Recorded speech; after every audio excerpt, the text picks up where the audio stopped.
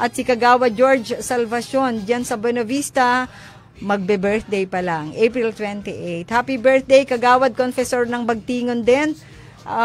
Medyo na late ito, nung April 1. At dyan sa Bikas-Bikas, Kagawad Zoleta, sa Kagawad Gilbert, at si Kagawad Kimora, gayon din ang secretary ng barangay, si Ma'am Maribel Festin. Happy birthday sa inyo. At Kagawad Salvacion ng Barangay 2 dyan sa Buena Vista, at si Sec Janine of Barangay 3, gayon din si Treasurer Sheena Sosa ng Barangay 4 dyan sa Buena Vista. Happy birthday. Dami nag-birthday ng mga taga Buena Vista. At maligayang pagtunghay. Kung hindi man sa radyo, ay sa atin hong Facebook page, at sa Facebook page din ng radyo natin at ng ating katuwang Marinduque News Network. Sa Barangay Daikitin, hindi papatalo, Kagawad Pestanio at Kagawad Mayorga, parehong April 8 ho ang birthday nitong mga kapatid natin ito.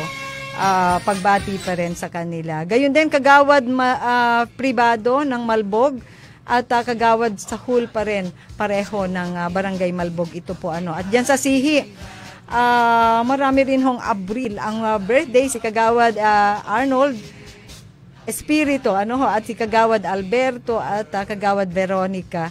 Diyan ho sa Barangay Sihi ay nagdiwang rin. Marami, puro taga Buena Vista itong ating binabati ngayon. Maligayang pakikinig rin ho sa lahat ng ating mga kababayan. At fiesta rin po. Panahon na ng fiestahan, Mayo. Ay talagang marami na hong maliban sa marami ng liga, nagpapatunay lang yan na medyo parang nakaka-recover na ata tayo, or medyo humihinga na tayo mula sa COVID-19, pero wag pa rin masyadong pakampante sapagkat nagkakaroon ho ng level alert na naman. Konting ingat pa rin, pero dire-diretso na ho ang maraming paliga at marami ng mga kompetisyon ng basketball at iba't ibang palaro. Gayun din, panahon ng fiesta, ang buwan ng Mayo na darating, kaya ngayon pa rin lang, ngayon namang Abril, ay binabati natin ang Barangay Kanat, Barangay Mampaitan, Kanat Isinbuak, Mampaitan Isinmogpog, ang Barangay Makulapnit din dito sa Santa Cruz, at Barangay Napo, gayon din ang Barangay Bakaw Ibaba. Okay, ang Barangay Napo magdiriwang pa lang ng piyesta sa May 1, ang Makulapnit sa April 28, ang Bakaw Ilaya ay May 1, ang Pangi-Isagasan ay May 2, nagdiwang din ang Silangan at paye ng piyesta, at ako ho ay sumayaw ng maraming cha-cha. At yan ho, sa May 3, syempre, ang bayan ng Santa Cruz ay magdiriwang ng piyesta ng bayan. At ang mga barangays ng Bagong Silang, Banahaw, Lapu-Lapu, Maharlika, Pag-asa. So, lahat ho ito ay pagdiriwang ng piyesta, pero lagi kong binabanggit sa mga piyestahan na aking pinupuntahan. Masarap ang kainan, masarap ang sayawan, pero wag nating kakalimutan na ang kapiyestahan ay in honor din ng mahal na patron ng kanya-kanyang mga barangay o bayan na nagdiriwang. Kaya wag natin pong kakalimutan, higit sa lahat, ang pasasalamat sa Panginoon sa mga biyayang ipinagkakaloob sa atin, at gayon din lalo na ang mga biyaya na ipinagkaloob sa atin ng Panginoon sa pamamagitan ng ating mga mahal na patron. Yan ho ay syempre sa amin hong mga Katoliko. Kaya wag kakalimutan, kumain ng masasarap na handa at sumayaw sa mga magagandang musika, pero higit sa lahat ang pasasalamat sa Poong May Likha at sa patron na ating ipinagdiriwang sa mga kapiyestahan. Announcement din ho, tulong na rin natin ito sa mga magdiriwang ng homecoming, alumni homecoming.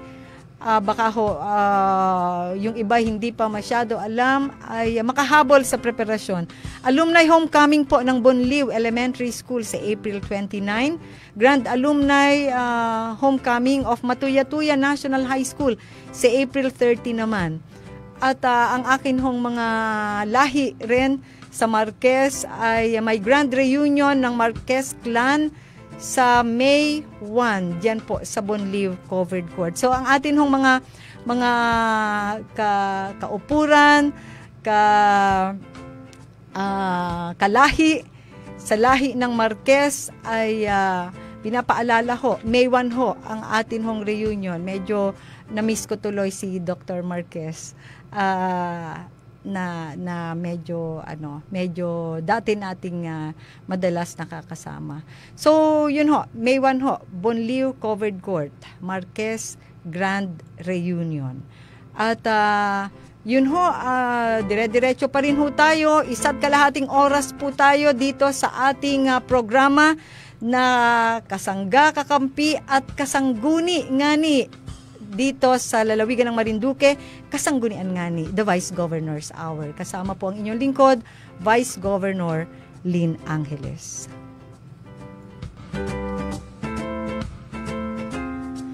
Ay, nabanggit ko na rin lang po ang fiestahan. Pagdating po sa fiestahan ay laging may handaan, di po baga. At ito pong ating kasama, si DJ Apollo na ating kasama sa tanggapan ng Vice Gobernador ay napagmuni-muni na bakit daw hindi pakita din ng kahit konti lang panahon itong mga masasarap na pagkain dini sa Marinduque na talagang ipinagmamalaki natin at magandang ihanda sa ating mga bisita sa mga piyastahan. So, mabusog sa usapan at kwentuhan dini sa portion nating sinasama ngayon ang Tikmi na Baya featuring Pinoy and Marinduque Culinary Tourism. Pumasok ang turismo. Dahil inaasahan ho natin na bakit yung ibang mga lalawigan, bahagi ng kanilang tourism promotion ay ang kanilahong mga lutuing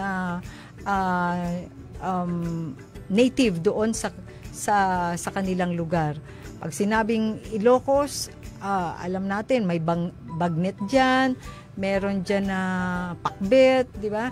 Pag sinabi na Pampanga, ay may paella diyan, gano. Pag sinabing Marinduque, ano nga bang meron tayo? Maganda rin naman itong suggestion na ito ni Sir Jericho aka DJ Apollo. Ang pagkaing sariling atin, mahalin at pagyamanin dito sa lalawigan ng Marinduque. At meron siyang, sabi niya sa akin, bakit hindi mo i-feature ng konti yung ulang-ulang at saludsod? O kita niyo naman, gusto niya akong paglutuin. Sabi ko sa kanya, ito ba'y bahagi pa ng ating pagre-report? Pero tama rin naman.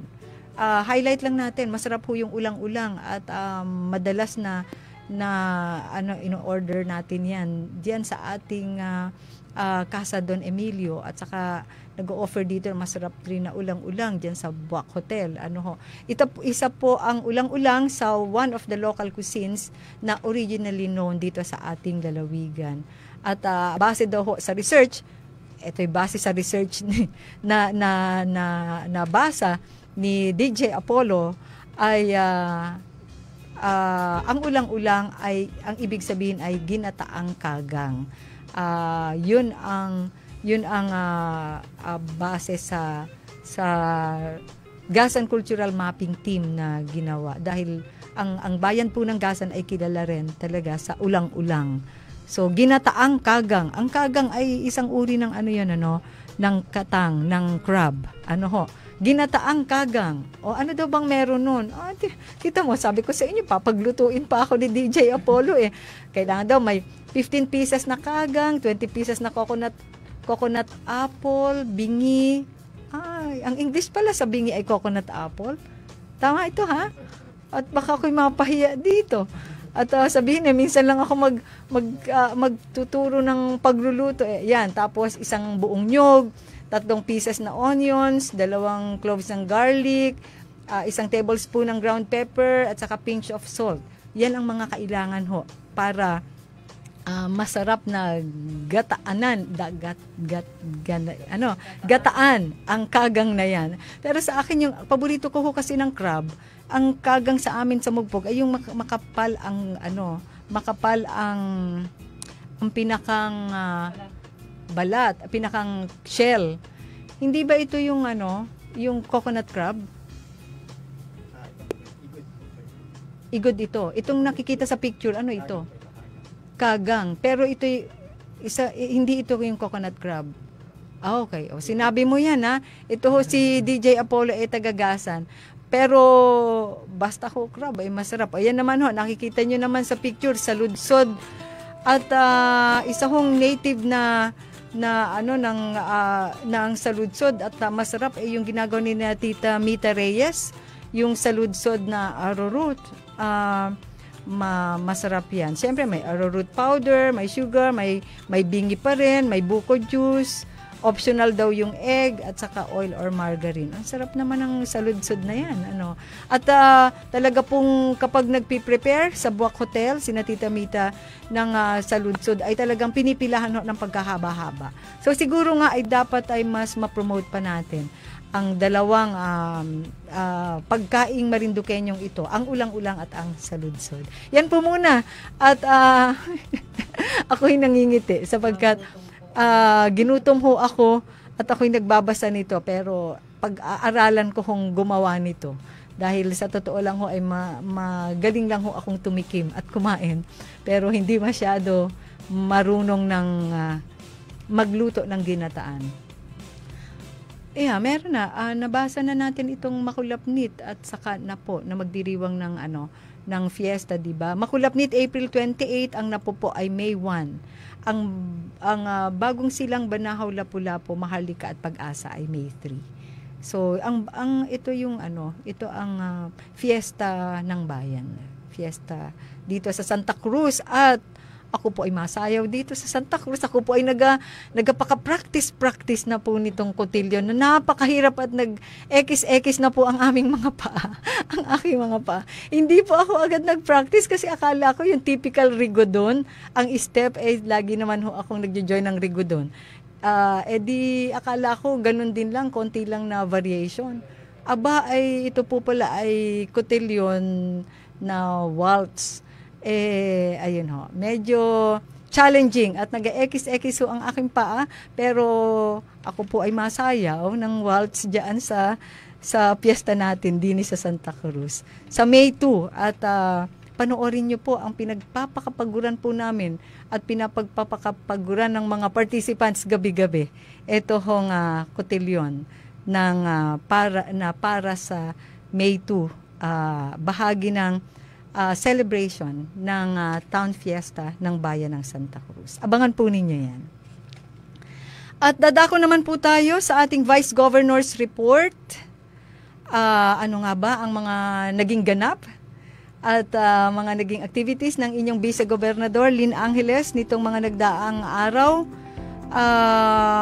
May mga ilan hong activities. Isa na nga po ay noong April 15 to 19, ang inyong lingkod in consideration na rin po ng ating pagiging provincial official, but at the same time ay chairman ng Philippine Red Cross dito sa lalawigan ng Marinduque, ay umattend sa 75th anniversary and appreciation dinner sa Shangri-La Fort sa Manila, at gayon din ng biennial convention ng Philippine Red Cross dyan din sa Manila noong April 16 to 19. Ito ho ay parehong activity. So, ang Red Cross ho sa ating bansa ay mahigit na pong 75 taong umiiral at katuwang ng ating pamahalaan, katuwang ng ating private sector at ng komunidad. Kaya maraming salamat sa Philippine Red Cross. Ang Philippine Red Cross ho ay isang independent non-government organizations, bagaman po at it is working very closely with the government and the other partners in service. Ang mission is humanitarian. So, yun ho, ako po'y lubos na nalulugod na tayo ay kabahagi din ng Philippine Red Cross, at Yan hong nakikita ninyo sa picture ay bahagi ng activity dun ho sa, ayan ho, si Chairman Gordon, ang CEO and Chairman ng Philippine Red Cross sa Pilipinas. At dyan ho sa chairman, sa binabanggit ko ho na 75th anniversary at sa Biennial Convention, ay naging oportunidad ho sa inyong lingkod, hindi lamang bilang chairman ng PRC Marinduque, kundi bilang opisyal na rin ng ating lalawigan bilang Vice Governor to network and make effective linkaging activities with not only with the headquarters ng Red Cross, but also with the representatives mula sa International Red Cross and Red Crescent. Gayon din ang mga ilang dignitaries, mga diplomats na naroroon, at ilang mga partners ng Philippine Red Cross from the private sector. Hopefully, and I believe we were able to make able representation not just for Red Cross Marinduque but also for the province para magkaroon ng linya para higit pang magkatulungan ang lahat ho ng mga sektor na naririto with the Marinduque Red Cross and the provincial government. At isa nga po sa nakita natin na magandang nangyari doon ay ang posibleng pagkakaroon ng partnership ng Philippine Red Cross in Marinduque together with the provincial government of Marinduque headed by Governor Velasco para magkaroon tayo ng blood collection unit and blood station dito sa ating lalawigan. Sa ngayon po kasi ay wala pa tayo niyan. And Chairman Gordon, the Secretary General of Red Cross, and the structure of Red Cross headquarters ay very determined to be in partnership with the provincial government of Marinduque for this purpose. And also, ang atin naman pong gobernador in principle ay nagkaroon na rin ho ng initial na discussion and grateful din sa ganitong initiative. At nagkausap na rin po sila ni Chairman Gordon at ng ating gobernador, Governor Presby, para mas mabilis itong ma-facilitate. Kaya po ang Red Cross Marinduque ay medyo aligaga rin ho para madali itong maisagawa. Tamang-tama naman po sapagkat tinatrabaho ng provincial government sa panguna ng ating Governor Velasco at ng Sangguniang Panlalawigan na pinamumunuan naman ng inyong lingkod sa tulong ng Department of Health ang pagle-level up nga ng ating hospitals dito sa ating lalawigan. And ang pagkakaroon ng mga blood facilities kagaya ng ino-offer ng Red Cross ay isa po sa requirements ng Department of Health. Kaya very timely ang ganitong partnership between the Philippine Red Cross and the provincial government of Marinduque. Maraming salamat in advance sa ating katuwang Chairman Dick Gordon, Sec-Gen Weng Pang, and syempre ang ating gobernador for the initial meeting of the minds towards this direction.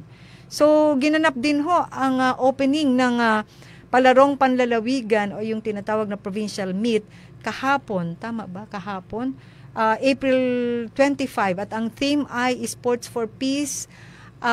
Yan ho, nakikita nyo po sa pictures ang mga delegates mula sa iba't ibang bayan ng ating lalawigan. And napakaganda ho na after ng ilang taon na nahinto ang Palarong Panlalawigan dahil nga sa pandemya, ay naisagawa successfully ang pagbubukas na muli ng Palarong Panlalawigan bilang paghahanda sa gaganapin naman na regional meet papunta sa pangbansang palaro Kaya congratulations sa DepEd family sa pangunguna ng ating bagong Schools Division Superintendent si Ma'am Mendoza, Ma'am Lynn Mendoza, ang ating katukayo. Siya po ang bagong OIC Schools Division Superintendent dito sa lalawigan ng Marinduque. At kahapon nga ho ay nag-courtesy call sila, naka-schedule na mag-courtesy call sa ating gobernador at sa inyong lingkod bilang vice-gobernador pero nagkataon lang na nagkaroon naman ng conflict dito sa ating schedule. Kaya, pero nakapag-courtesy call na po ang ating bagong Schools Division Superintendent, si Dr. Lynn Mendoza. Welcome po sa Marinduque, Dr. Lynn.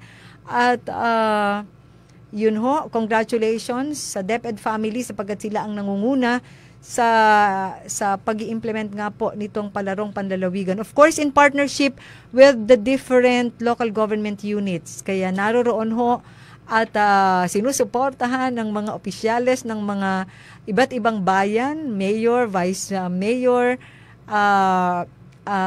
mga konsehales, at ang iba pang mga opisyales ng bawat bayan ang kanya-kanyang delegation. At siyempre po dito sa bayan ng Santa Cruz, naroroon ang ating masipag na Mayor Marisa Red, kasama ang mga opisyales ng bayan ng Santa Cruz, supporting the Santa Cruz delegation. And siyempre naroon din si Mayor Army Carion at Vice Mayor Mark Senyo, kasama ang mga sangguniang bayan at iba pang mga opisyales, empleyado ng munisipyo supporting the BUAC delegation.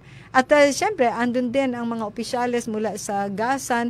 Nakita natin ang Vice Mayor Leng Baldo and representative of Mayor Rolly Tolentino at mga iba pang officials. Sa Mugpog, ganun din, nakita natin si Vice Mayor Jonat Garcia. I think andun din si Mayor Livelo, baka hindi ko lang nakita, and the other sangguniang bayan members. Siyempre nariyan si Konsehala Rosel Ola na sumama rin sa parada, kasama ang kanyang mga kasama sa sangguniang bayan. Andun din ang representatives at officials ng bayan ng Buena Vista, si Vice Mayor Vito, si Mayor Siena, I think was there also. Ang dami po kasing tao, hindi na magkakitaan, tapos kami ho ay nasa bandang una. So, pero nire-recognize ho sila ng MC, so andun ho sila most likely. At gayon din, siyempre, ang Torrijos, Mayor Lorna Velasco, and si acting Vice Mayor Joel Cruzado was there definitely, at nakita ko nagbigay din siya ng kanilang complimentary t-shirt. Siyempre naroon ang ating meron pa ba?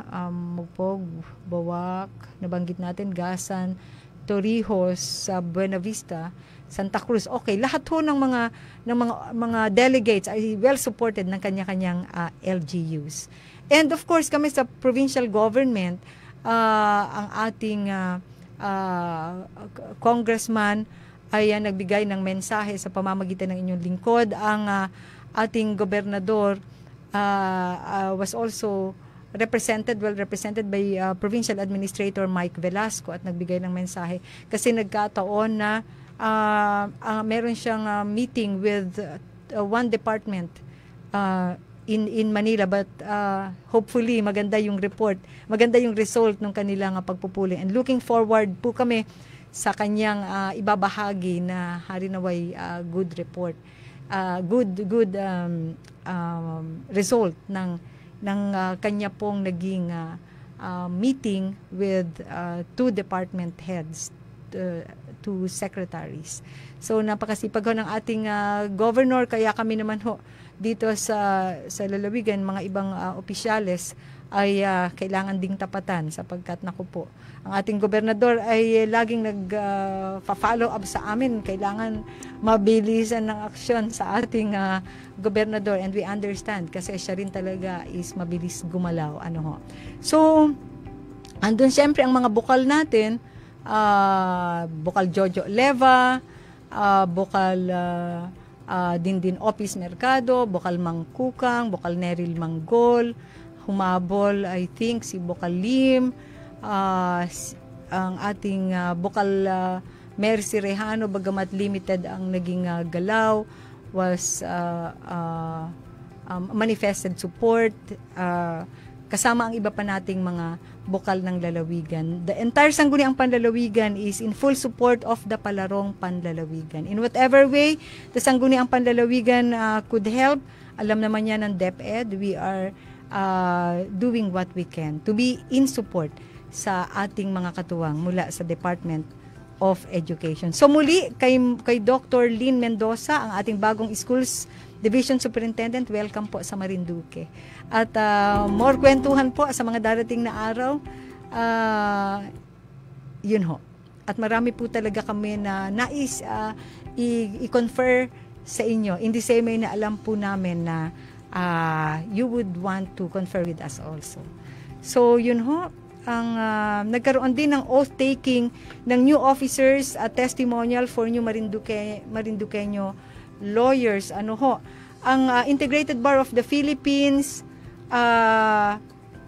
this time is for 2023 to 2025 is now being led by the new president, Attorney Orlando C.D. Attorney D, congratulations. Ang Vice President po still is Attorney Tricia Nicole Velasco Catera.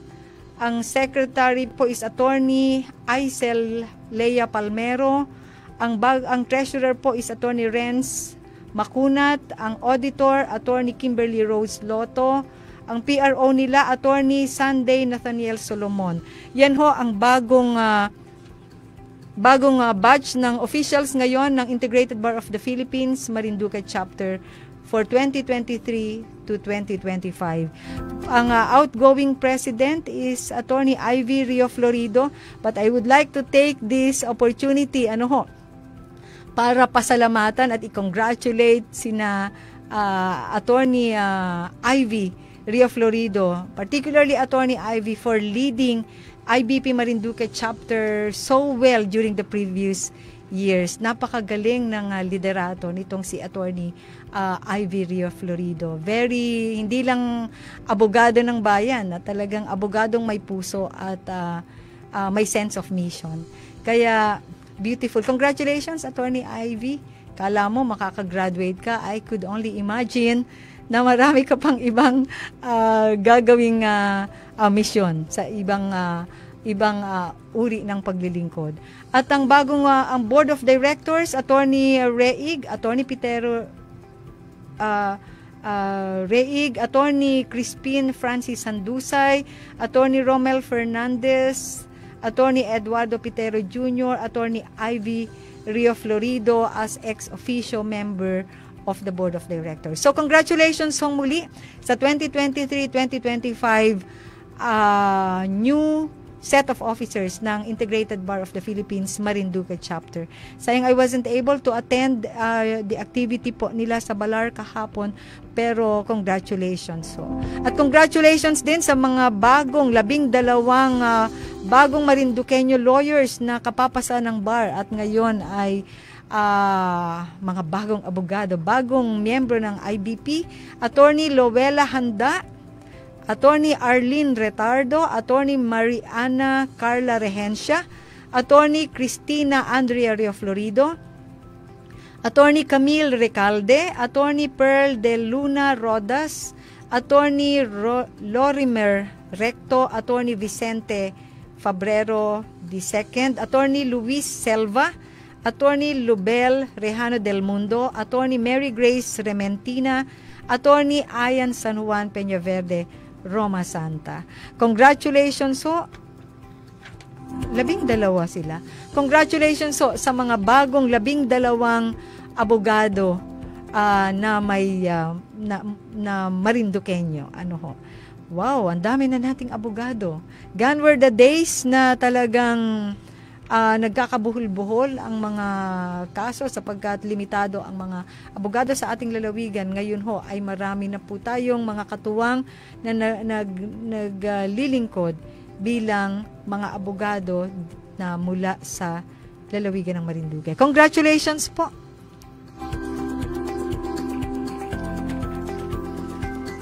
At noon din hong April 26, ngayong taon naman, syempre, ay ginanap ang meeting ng ng task force, MT Princess Empress task force. Ito po ay yung task force na binuo or grupo na binuo to have a more coordinated response to the challenges or possible challenge because of the oil spill dahil nga sa paglubog nitong MT Princess Empress dyan ho sa bahagi ng lalawigan ng Mindoro. Alam po ninyo, pagkalubog ho ng barko at nakita agad ang possible threat nito sa ating lalawigan, ng atin hong gobernador ay mabilis na nag-mandate para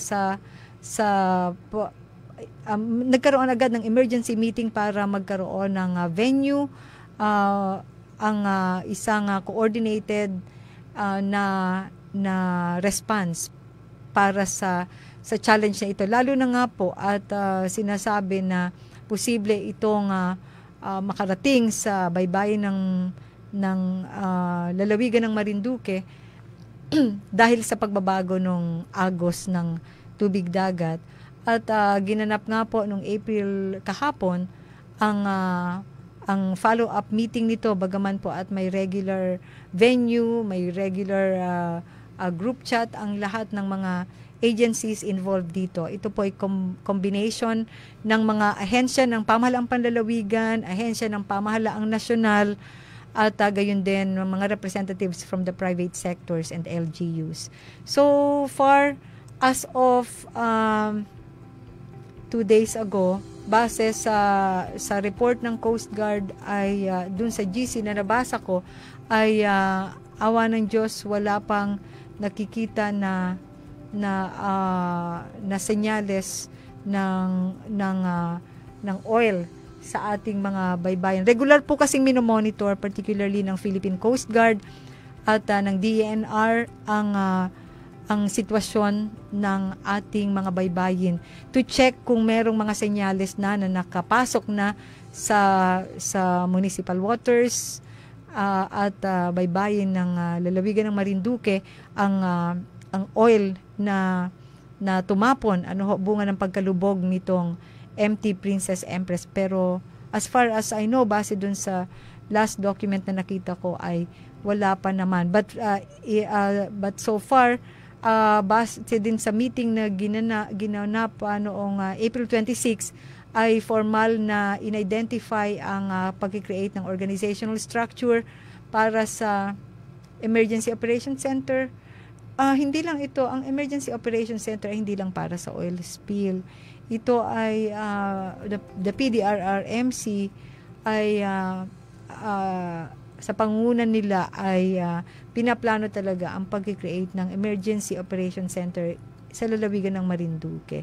Not just for the oil spill, but of course, mas nagiging challenging na madaliin ito because of the challenges of situations like the oil spill.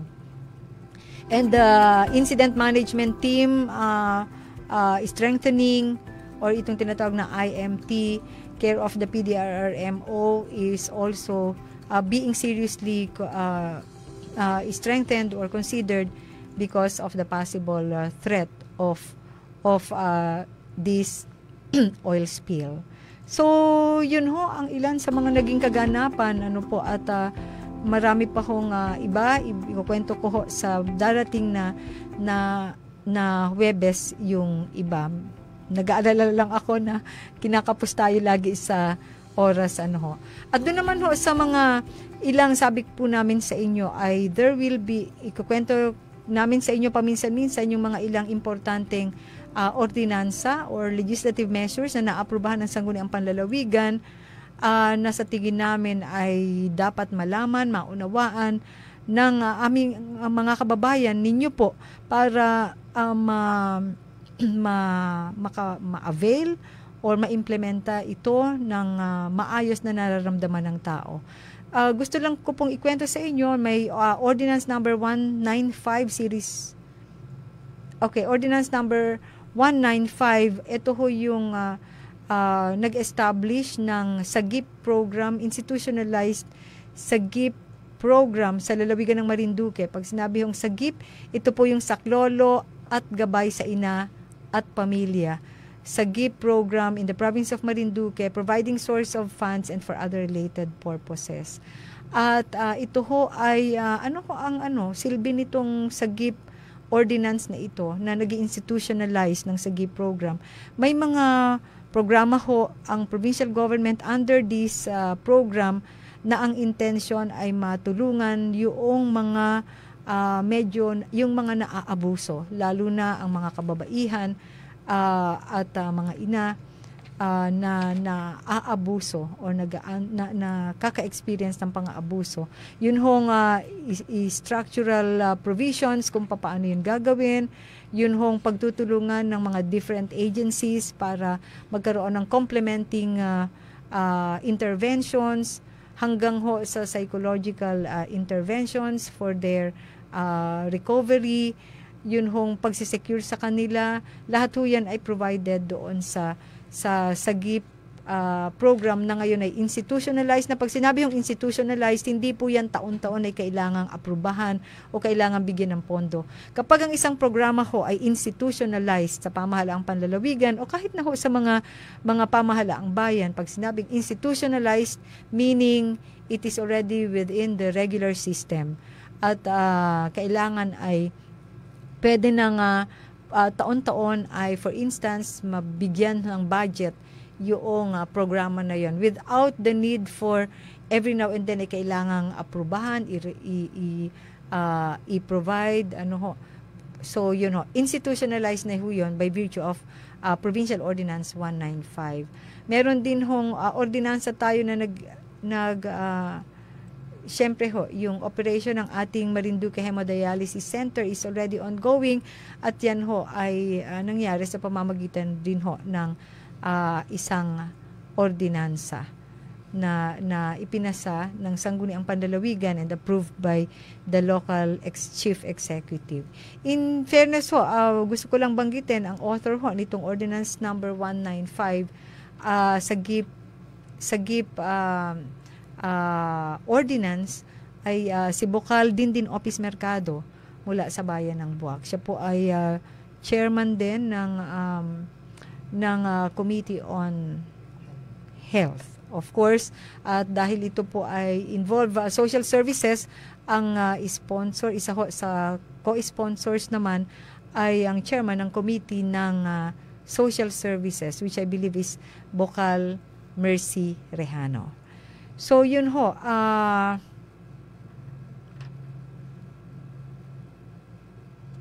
Meron din hong mga ilang mga memorandum of agreement na in-enter ang pamahalaang panlalawigan kung saan inauthorize namin ang ating gobernador, Governor Presby Velasco, to enter into agreement with Marinduque State College, with St. Mary's College, I think with ESTI also, para sa internship program ng mga school na ito kung saan ang Provincial Government of Marinduque has been identified as the host training establishment. So, ang pamahalaang panlalawigan po ngayon ay still working in close partnership with the different tertiary school dito sa ating lalawigan, particularly Marinduque State College, St. Mary's, ESTI, para maging training establishment or training institution para sa internship program ng mga nasabing eskwelahan. At gayon din, maligaya ang ating ilang mga katuwang sa mga public and private healthcare and non-healthcare workers during the COVID-19. Dahil bagaman po medyo relax na, hindi pa relax, medyo bawas na ang problema natin sa COVID-19 compared to dun sa dati, ay meron hong Resolution 437 kung saan inauthorize namin ang ating governor to enter into memorandum of agreement with the Department of Health regarding po dun sa grant ng health emergency allowance para sa mga public, private, healthcare, and non-healthcare workers during the COVID-19. So yun ho, kahit that is in recognition of the sacrifices done by our partners in service during the challenging times with COVID-19. So yun ho ang ilan sa mga resolutions na ating naaprubahan recently, and of course marami hong mga ilang ordinansa mula sa 6 na bayan ang ating naaprubahan on review. Not approve kasi sabi we don't approve daw, we review and we declare yun hong mga municipal ordinance as valid and operative and within the authority of the LGU2 and Act. Ano-ano po yun in the recent weeks ay sa Thursday ho, mapapag-usapan po natin together with the chairperson of the Committee on Rules ng Sangguniang Panlalawigan, Honorable Jojo Leva. Ang ube ng bayan, mula sa bayan ng Buwak, mula sa District 1. Siya po ang ating magiging guest bokal, ang ating magiging guest co-host dito sa ating programa sa darating na Huwebes. At marami po siyang isi-share sa inyo, marami po siyang ibabahagi sa inyo bilang chairman ng Committee on Rules, Laws and Ordinances, Committee on Human Resources. So, yun ho. Hopefully, with the inputs from Bokal Jojo Leva, ay mas higit ho ninyong maunawaan kung ano ho ang trabaho namin bilang lokal na mambabatas sa provincial level. So sa susunod naman po natin ay makakasama po natin ang ito'y naputol na kwentuhan noon hong nakaraang linggo. Ano ho? Tungkol po dun sa problema nga, naging problema ng mga evacuees nating mga kababayan diyan sa Barangay Bayakbakin dahil nga naging medyo mabigat ang naging problema ng erosion doon. Kung kaya na dislocate at naapektuhan ang mga bahay ng ilan sa ating mga kababayan. Lahat sila ay umabot sa mahigit 30 as far as I can remember. At dapat noong nakaraang programa natin ay ating nakausap ang kapitan ng Barangay Bayakbakin at naka-schedule nga ho ang na makausap natin ang ilan sa mga representative ng naapektuhang pamilya at tingnan natin kung sila ay makakausap natin ngayon. Sino ang nasa linya natin? Okay, si Ma'am Ajidea Cuarteros. Siya po ay isa sa naging biktima. Ang kanyang pamilya ay isa sa naging biktima ng landslide diyan sa Barangay Bayakbakin at siya po ay ating kukwentuhin ng konti. Nasa linya na ba siya?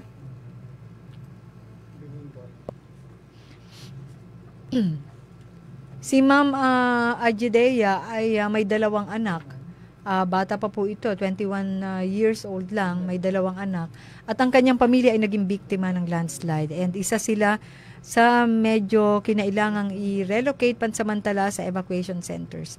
Nang ako ay dumalaw doon na Tiempong General Assembly at nakita natin ang sitwasyon ng Barangay Bayakbakin, ang kanilang mga evacuees sa ilang facility ng barangay ay medyo nakita ko na medyo challenging nga ang sitwasyon nila doon. Kaya po I told myself na medyo tututukan natin ang sitwasyon ng ating mga kababayan na naapektuhan ng landslide dyan sa Barangay Bayakbakin. At yun ho, bahagi po ito ng ating tuloy-tuloy na monitoring. Nasa linya na ba? Okay, magandang araw po, Ma'am Ajidea. Magandang araw din po. Hi, kumusta ka? Ano ba ang iyong nickname? Ano ang palayaw mo? Po. Ha? Aji po. Aji. Andun ka ba nung bumisita ako sa Bayakbakin at umattend ka ba ng meeting noon? Opo. Okay, oo. Kumusta na kayo? Isa ka ba dun sa nag-evacuate doon sa facility doon? Opo, okay lang naman po kami. Naka-evacuate po kami sa barangay hall. Ngayon ba nasa barangay hall pa rin kayo? Opo. Okay, oo. So, kumusta ang sitwasyon niyo diyan, Aji? Okay lang naman po. Kasi po siyempre hindi po kami komportable sa mga na kinikilos po namin at wala po kami sa may sarili po namin ay. Totoo. Yun. I understand, nagbuo kayo ng organization diyan ng mga evacuees. Kumusta naman ang organization ninyo? Medyo nakakatulong ba ang facilitation nila? Okay naman po kasi hindi po kami kasi sa evacuation na din yung iba po ay sa mga yung mga kamag-anak po nila na hindi po apektado ng landslide nakikituloy. Okay. So yung dalawa mong anak ay nag-aaral, Aji? Opo. Okay. So medyo mahirap, Mahirap nga. We understand. Oo. Opo, mahirap po talaga.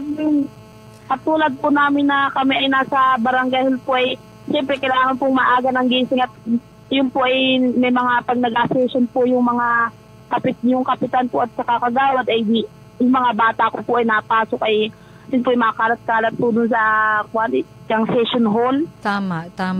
Mabigat ang naging sitwasyon nila sapagkat nasa ilang pamilya nga kayo dyan na naapektuhan? 33 po. 33 families ho yung naapektuhan. Hindi naman ganon enough yung available evacuation areas talaga. Kaya minamadali yung magiging relocation facility para sa inyo. Ano ang bagong update sa inyo? Binavalidate lang natin, of course. I know some information, pero gusto kong mavalidate sa inyo kung ano ang inyong alam dyan sa ground. Ano ang sitwasyon ng pinaplanong relocation site para sa inyo? Ay, pumunta na po dito yung nagasukat po nung lupa. Ay parang hindi ko pa po masyadong nakunat, parang yung nasukat daw po na lupa na abilhin ay hindi daw po sakop nung taga-Buena Beach ka na si Kaalbo. Okay, oo. So medyo inaayos pa yung lupang bibilhin. Oo, para sa inyong para sa inyong update lang ang base sa information na ating nalakap ay ang pamahalaang bayan ng Torrijos sa pangunahan ni Mayor Lorna Velasco at ng Sangguniang Bayan ay nag-allocate ng nasa 3 million pesos, mahigit 3 million pesos para sa construction and provision ng shelter para sa inyo dyan sa Bayakbakin. At the same time, kami sa pamahalaang panlalawigan bilang ayuda at bilang tulong din dito sa ginagawa nga na shelter para sa inyo or gagawing shelter para sa inyo ay tumulong naman at nag-allocate kami at nagbigay na rin kami ng authority sa ating gobernador para maibaba ang 1.5 million pesos mula sa provincial papunta sa munisipyo na gagamitin naman sa pagbili ng lupa nga para dun sa inyong relocation area. So, sa makatuwid, merong pondo na pwede nang gamitin para sa pagbili ng lupa at sa construction. Siguro nga, ang nakakapagpatagal lang ay yung bibiling lupa. Oo, yung bibiling lupa. So, pakisabi sa ating mga kababayan dyan, sa inyong mga kasama na baka isipin naman nila ay pinababayaan sila. So, everything ay pinuput in place in terms of funds, pero may mga bagay na hindi madaling kontrolin, kagaya nga nung kung saan kung yung pagbili ng lupa. Kasi mahalaga po 'yun kasi hindi naman pwedeng kahit saang lupa ay doon kayo dalhin, di po ba? Kaya alam ko na yung lupa na tina-target ay yung lupa na medyo amenable ang mga apektado na hindi magiging masyadong mabigat ang adjustment. Kaya po, sige. Basta Aji, una ay tulungan mo kami na ma-inform ang inyong mga kasama dyan na sa bahagi ng pamahalaang panlalawigan, gayon din sa bahagi naman ng pamahalaang bayan ay nagtutulong-tulong para ma-address yung concern ninyo. Opo. Okay. Opo. Oo, nung nagpunta ako diyan at bumisita sa inyo ay mula sa ating personal na funds ay nagbigay tayo ng tulong na 10,000 pesos para sa inyong organisasyon. Saan ninyo napag-usapan niyo na ba kung ano ang binili ninyo or saan niyo ginamit yung 10,000 pesos na ating pinamili iniwan? po namin ng bigas po. Oo, mabuti naman. Oo. Pangunahin po ay bigas. Oo, malaking bagay na yung pagkain talaga ang aunahin. So, by the way, yun hoy hindi pondo ng gobyerno, yun naman ay atin lang personal na tulong din talaga sa kanila dahil nakita ko yung sitwasyon nila at sana ay ako'y natutuwa naman na sa bigas ninyo ginamit. At least lahat talaga ay kahit maliit ay anong tawag dito? Tulong na po kami. Divide. Oo. So, yun lamang, Aji. Ikaw ba'y nagtatrabaho? Saan ka nagtatrabaho? Ayan, ako po ay nagawig lang po. Nagawig po. Nagagawa ng peluka. Uy, wag mo, Aji wag mo sasabihin ako'y nagawig laang. Tanggal na daw yung laang. Nagawig po. Yan. Kailangan maging proud ka sa iyong trabaho. Napaka-decenting trabaho yan. Pinapaghirapan. Biro mo, kumusta ang iyong mata? Malinaw pa? Malinaw pa naman po. Kasi, di ba, ang hirap niya sa gumagawa ng wig, napakaliliit ng butas na pinaglalagyan isa-isa ng mga hibla ng buhok. Ingatan mo mata mo, ha? Oo. At be proud of your work, ha? Hindi yan lang. Maraming salamat sa iyong pagiging mabuting ina at mabuting mamamayan ng Marinduque. So, yun lamang. Meron ka pa bang gustong iparating, Aji? Ay, lang naman po siyempre po, nais po namin maipadali yung paglipat po namin at lahat po naman kami yung nahihirapan na rin po at siyempre po, kailangan po namin makisama sa mga kasama po namin doon sa yung katulad po namin kami nasa barangay Hulaan po. Oo, sige. Siyempre po hirap pong kumilos ng basta-basta at meron po kami mga kasama. Oo. Naintindihan natin yan, Aji, wag kang mag-alala at ang aking tanggapan, ang tanggapan ng Vice-Gobernador, ang inyong lingkod Lynn Angeles ay magiging katuwang ninyo sa pagtutok din. And rest assured na totoo, hindi inaabyad, alam ba yung abyad? Inaasikaso ng ating mga katuwang mula sa pamahalaang bayan at sa pamahalaang panlalawigan, nagtutulong-tulungan. Talaga lang medyo hindi mapabigla-bigla baga, hindi mapamadali. But definitely, mag-report ako sa inyo every now and then, ha? Para naman na nasusundan ninyo kung ano ang mga inagawa ng mga concerns. O kumusta sa iyong mga kasama diyan, ha? Kumusta sa iyong mga anak? Okay. Thank you, Aji. Thank you po. Salamat po. Okay, napakinggan po natin ang isa sa mga apektado ng landslide sa Barangay Bayakbakin, si Mrs. Aji Dea Cuarteros. Okay, shout out muna tayo sa ating mga katuwang mula sa Office of the Vice Governor, si Ma'am Laura, si Ma'am Kat, Ma'am Mikey, at sa ating nakasubaybay mula sa Cebuana, Luwilier, diyan sa Mogpog Branch, kay Ma'am Pat Lagran, thank you for monitoring us, thank you for watching, salamat. At shout out din kay Iron Narsoles, kay Jose Rejano, sa mga katuwang natin mula sa tanggapan ni Bukal Dindin Mercado, Rachel Ann Narsoles, shout out, kay kilala ko to, Patrolman Jerome Mascareñas. At sa SP Secretariat, Ma'am Amy Luna at mga kasama, thank you for being with us.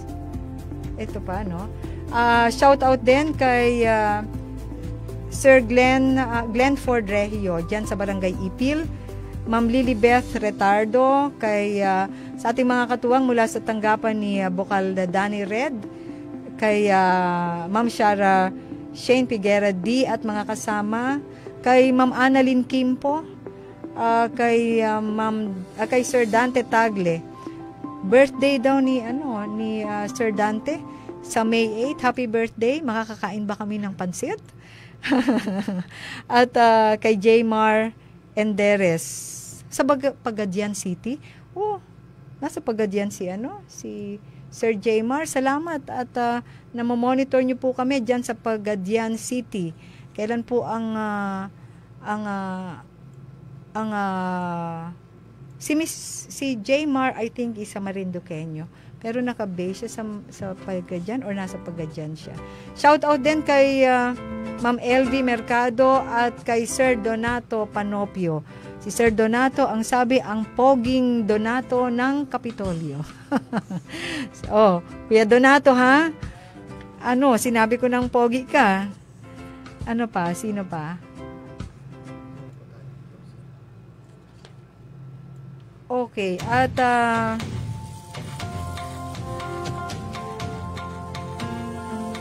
aabangan po natin sa darating pero before that ay bilang inyong vice-gobernador ay nais nating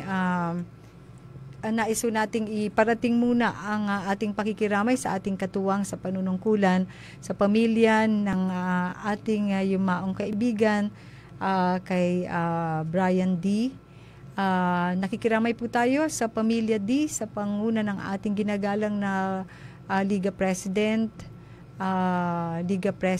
Felix D. at sa kanyang pamilya sa pagpanaw ng isang napaka-aktibong kabataan, si Brian. Nalungkot lang ako ng konti kasi kasama natin nung isang gabi lang si Brian.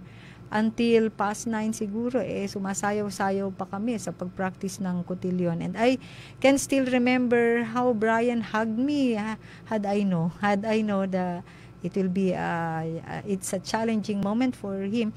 Pero kahit bagnas ang pawis, yumakap pa sa atin si Brian at nagbeso-beso, sabay sabi na siguraduhin ko na ako ay a-attend ng kanyang darating na birthday. Sinabi pa niya 5 o'clock, kaya walang hinding pupunta tayo sa birthday ni Brian kahit wala siya. So medyo just sad, pero very active youth leader itong si Brian, at it's a loss, it's a great loss sa community.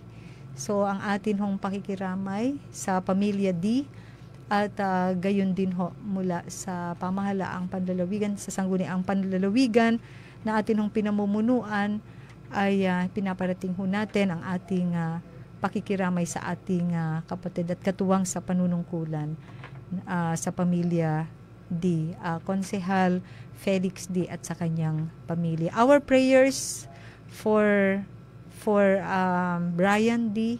for his eternal repose, and our prayers also para sa pamilya D for love and God's graces in this time of very challenging time.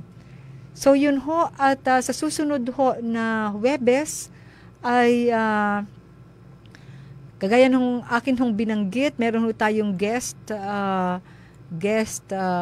co-host na bukal, ang chairman ng Committee ng Laws, Rules and Ordinances, ang tinatawag na Ube ng Bayan, kilala bilang Ube ng Bayan sa District 1, ang ating hindi lang po siya chairman ng Committee ng Laws, Rules and Ordinances, pero siya rin po ang floor leader ng Sangguniang Panlalawigan. Bukal Aurelio Jojo Leva III.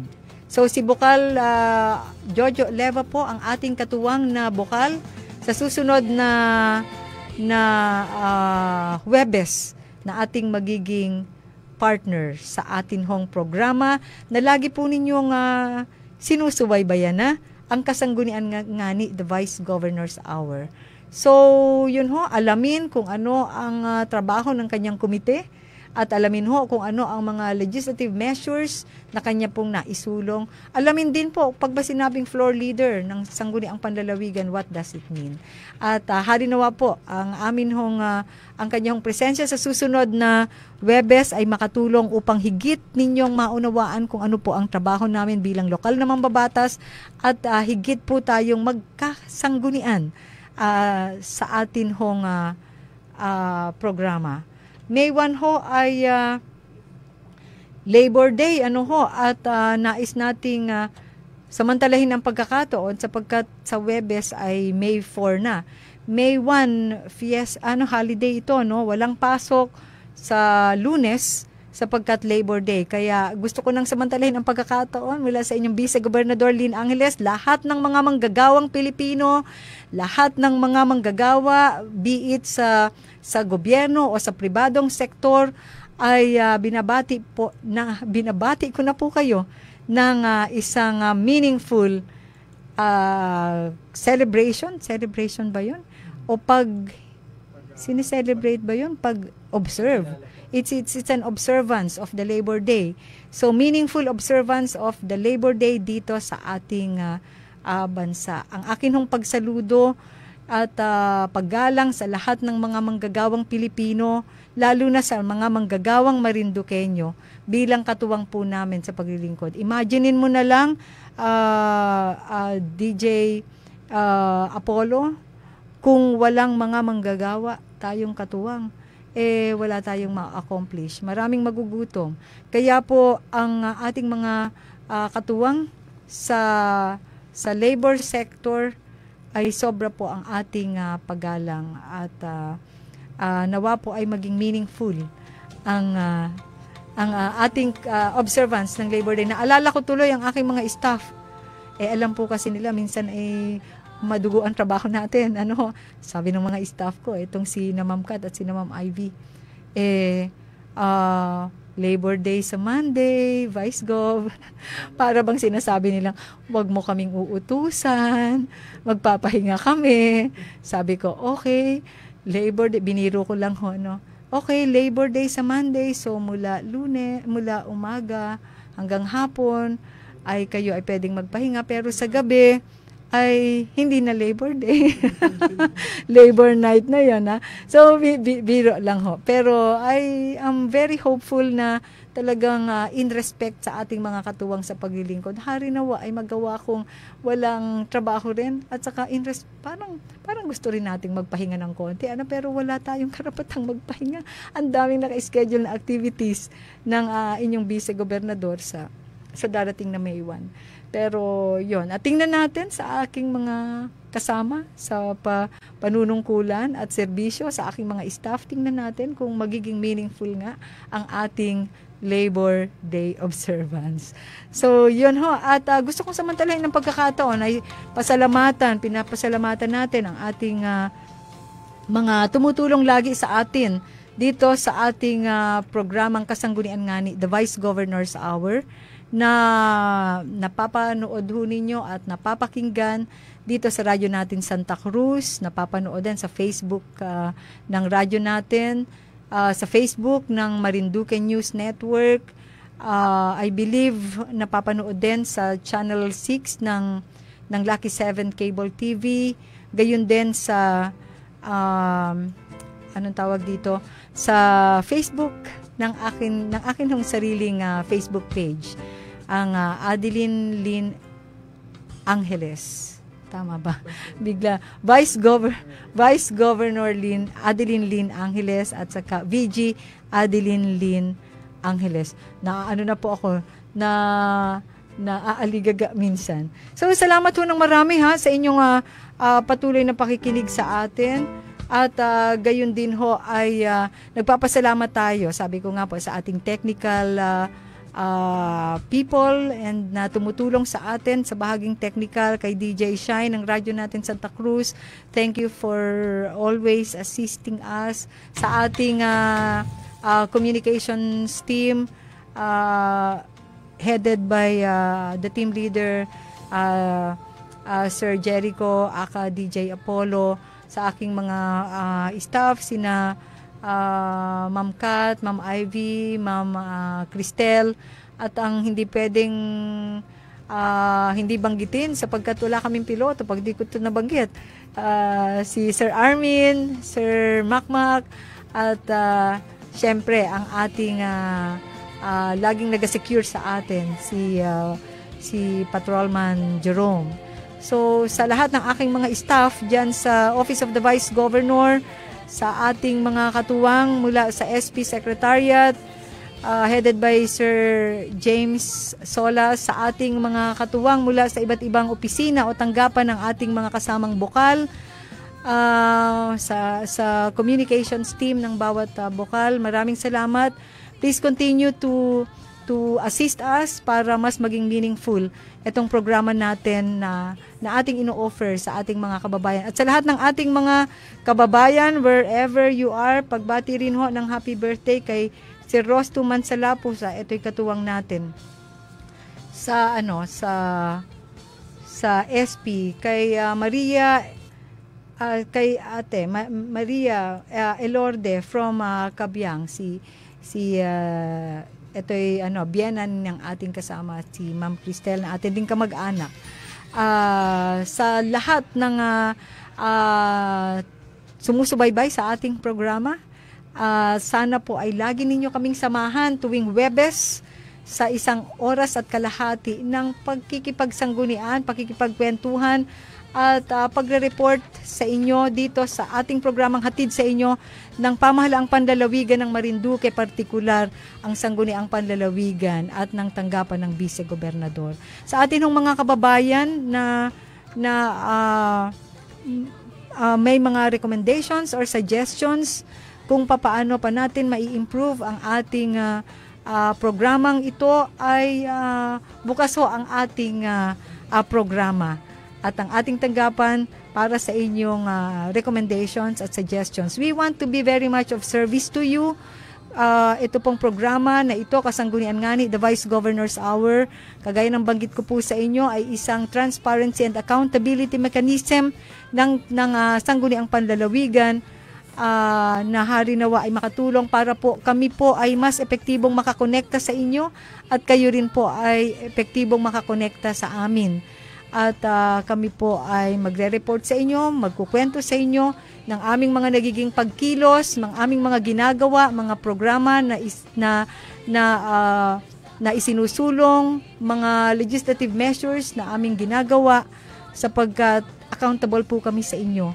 At kayo po ang dahilan kung bakit kami ay naririto sa aming mga pwesto, kaya we deemed it proper na makapagkwento sa inyo every now and then ng mga nagiging kaganapan para nasusundan po ninyo ang aming mga ginagawa. Sana po ay nakakatulong at ang pangarap po namin ay makatulong ang programang ito para mapataas natin ng sama-sama ang socio-political maturity ng ating komunidad dito sa lalawigan ng Marinduque.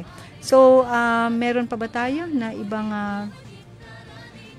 i-discuss? So, abangan po ninyo ha, sa darating na Webes, ganap na alas 10:30 ng tanghali hanggang alas 12 ng tanghali. Samahan po ninyo kami lagi with my guest co-host na Bokal Jojo Leva, the chair of the Committee on Laws, Rules and Ordinances, at the same time po ay ating floor leader.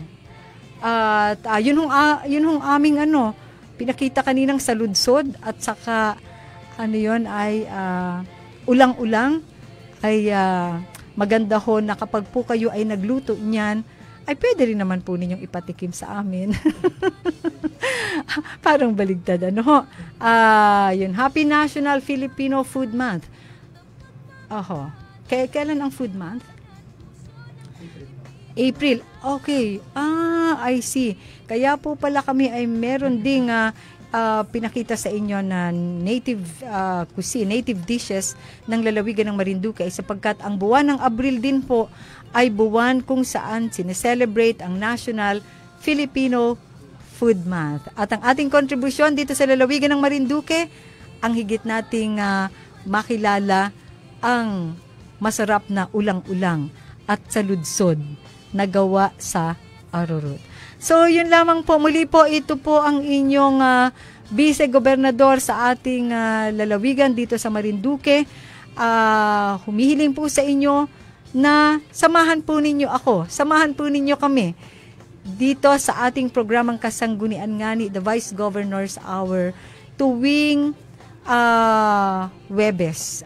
At pahabol ng pagbati rin ho ang atin hong konsehala ng bayan ng Boac, Konsehala Rosel Ola, ay nagpapabati sa kanyang mga constituents dyan sa bayan ng Mugpog.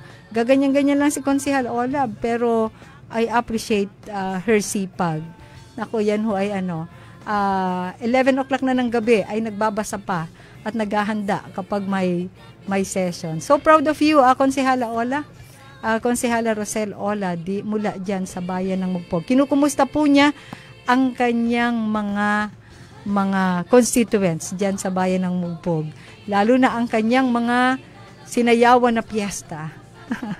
Barangay, anong tawag dito? Barangay Silangan. Kung saan ay nabisita rin po natin. So muli po, sa ating mga kababayan, ito pong muli ang inyong vice-gobernador dito sa lalawigan ng Marinduque, Vice Governor Lynn Angeles. Bumabati po sa inyo ng isang magandang tanghalian, isang masarap na pananghalian, at paanyaya, samahan po ninyo ako sa darating na Webes ulit. Ganap na alas 10:30 hanggang alas 12 ng tanghali dito sa ating programang Kakampi at Kasangguni ng Bayan, ang Kasanggunian Ngani, the Vice Governor's Hour. Maraming salamat po. Ito po ang inyong Vice Gobernador, Lynn Angeles.